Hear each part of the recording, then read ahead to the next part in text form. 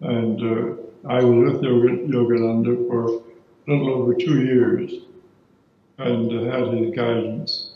And then he passed and left his body in 1952. And I remained with the organization as a minister, teacher of the organization for another 2 years after that, when I was 21, 22, 23 years of age. And so I have been involved in this activity now for many years.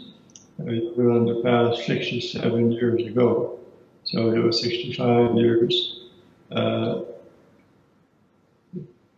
was in the Army 2 years, but I meditated even then. So at least 63 years, I have been focused on doing what I do. So I'm not an amateur or a beginner on the spiritual path, or I'm not a person who is just sharing ideas that I think it might be interesting to talk about. I'm sharing information as the result of my own personal experience over long years of practice. And I found, as years passed, that everything Paramahansa Yogananda told me was true. He said, if you will do certain things, you will have certain specific results.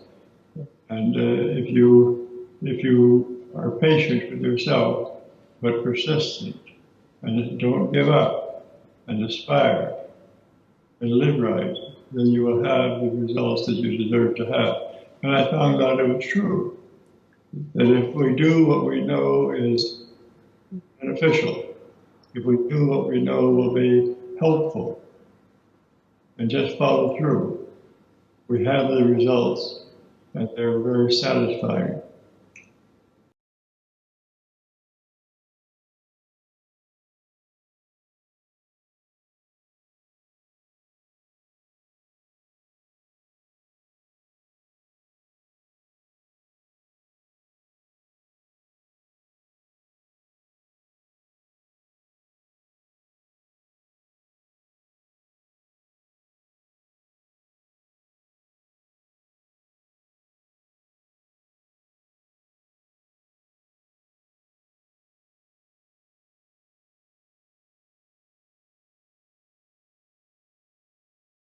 By living in the right way, we not only experience psychological health, but we also contribute to the welfare of society.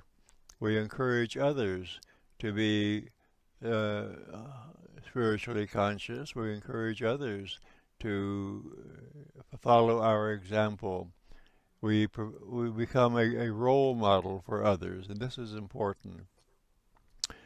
Just like parents have children with their children, uh, parents will guide their children, instruct their children, see to their education, but children learn most quickly by observing the behaviors of the parents. When the parents behave in an ideal way, the children are more inclined to follow their example.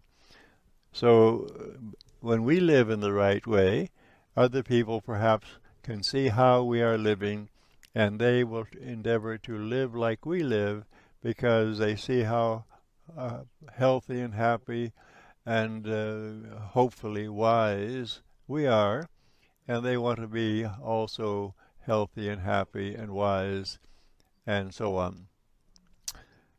So meditation on a regular schedule. Beginning meditators can meditate 10, 15, 20 minutes. And when they become more skillful, they can meditate for a longer duration of time. Some meditators, perhaps, some of you are perhaps now meditating 30 minutes to an hour every day. It's usually more helpful to meditate for a shorter period and remain alert than it is to sit for a long time in a passive state of consciousness, half asleep or daydreaming. But shorter meditations, 10, 15, 20 minutes, 25 minutes, when you are very alert, are very useful.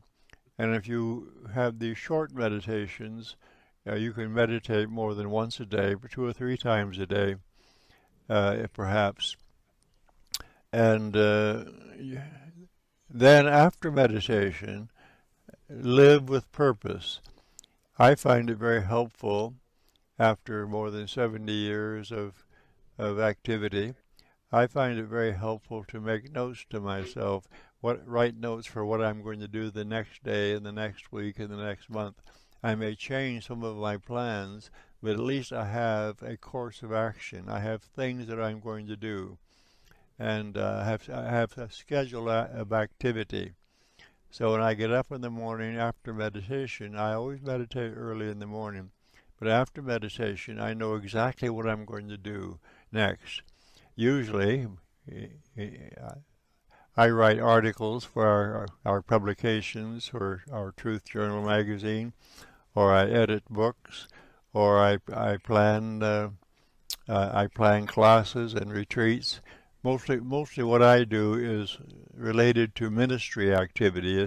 It's related to serving others. But I have an outline, a schedule, and so I'm always forward looking. And after 70 years on this spiritual path, since I met my guru, Paramahansa Yogananda, I am as enthusiastic and as interested in doing what I do as I was in those early years. I am never bored. I am never tired. I never think, oh, I'm going to retire now and play golf or go fishing or do whatever people do when they stop working. I don't think like that. Yogis don't retire. They just keep living. And I recommend that, Now, if you have a job or a profession, and when you get to be 60 or 70 years of age, and you can afford to retire from doing that, that's all right. But then do something worthwhile. Don't just sit back and say, now I'm going to wait until I die. Have something to do when you retire. Have something that's of interest, that's of value, so that you will be enthusiastic and forward-looking all of your life. Because remember, you live forever, so don't decide that you're going to quit work and dry up and die. Stay interested in doing something that is worthwhile.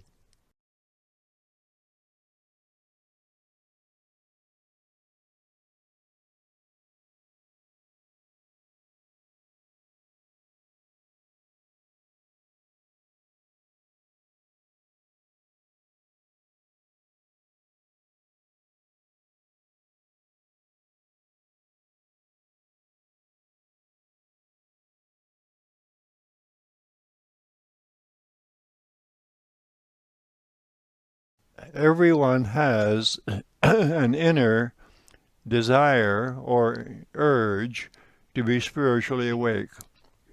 So when we can get to the place where we are mentally calm and emotionally peaceful and receptive and aspiring to be awake, that inner intelligence, that inner urge takes over, and meditation becomes spontaneous or effortless. It just happens, and we just sit there and experience the changes that occur, that are beneficial changes that occur. And some mystics refer to this process of inner awakening that happens spontaneously as grace. It's not anything that we're doing, but it's something that we are allowing. It just happens. And we are aware of the fact that it is coming up from within us, and we're becoming more conscious, more peaceful, our awareness is becoming more expanded. We're becoming more knowledgeable about our relationship with the infinite. And this understanding just seems to open up in our mind and consciousness. And we wonder, where is it coming from? It's coming from deep within us. That's why I say that the progress that is made on the spiritual path that happens spontaneously is self-revelation. Revelation is the unveiling and the revealing from within us that which is already there. It's not that we put anything in to become spiritual or spiritually conscious, but that we learn to open ourselves to allow what is already there to unfold, to blossom, and as it will. So this is the idea on a spiritual path, that we don't have to forcibly try to make something happen, but rather we do our best to remove or let go of the conditions that bind us, that confine our mind and awareness. In the Patanjali's Yoga Sutra text, in the second chapter, he defines the spiritual practice, which we call Kriya Yoga, very simply. And by the way, the word Kriya, Sanskrit word, simply means action or procedure. It's an exotic sounding word, but it really means a procedure, something that we do. And the word yoga from Sanskrit simply means to unite, to bring together. And what are we bringing together? We are bringing together our attention and our awareness with our pure essence. We are not trying to connect with something outside of ourselves, but we are simply allowing our attention and awareness to come together with our essence. And when that happens, that is realization. We call it unification or union, but it is really realization.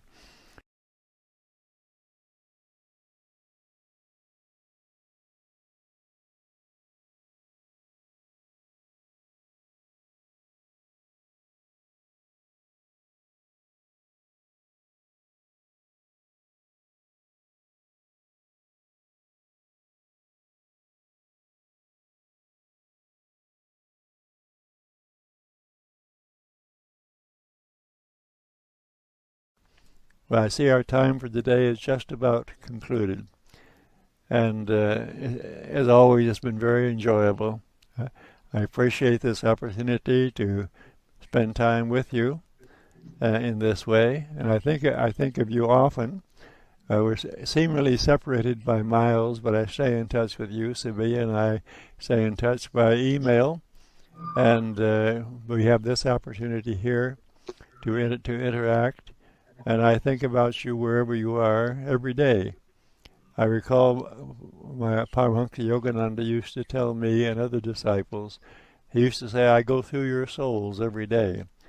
Meaning he would, at some time during every day, he would think about us and send us his goodwill and his share his spiritual consciousness. I don't really go through your souls every day. I can't invade your mind, and I don't know what you're thinking and feeling or what you're doing, so don't get nervous. But I think about you, and when I radiate goodwill to everyone, I think about your region of the world, and I think about Sevilla and this group of devotees. So every day I want you to know that I care about you and think about you. So until next time, God bless and namaste. Thank you so much. Namaste.